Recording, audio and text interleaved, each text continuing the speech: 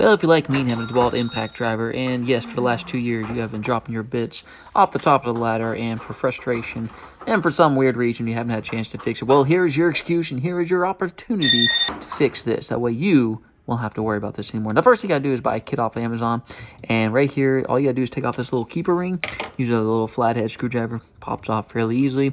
Take off this little sleeve part here, and a lot of these parts are already broken and messed up in here, so it's kind of a pain to get off. And there's one of the broken pieces right there. But once you get all these pieces off, all you're going to do is take off this sleeve here. You can see that mess of stuff in there. That's supposed to be one solid spring, but as you can tell, it's been broken and no longer working properly. And you got this little keeper ball here. Do not lose this guy.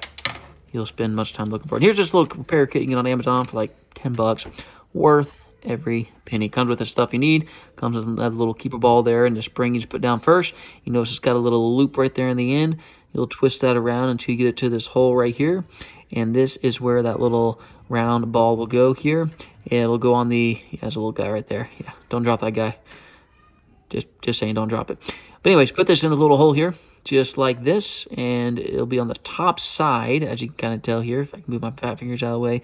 And as I was adjusting this is what could happen. Ah, yes. It only took 30 minutes to find on the dirty garage floor. Yes, I was very disappointed. Anyways, found it, put it back in there. And now that I have this in here, you can see that the ball's on the top side.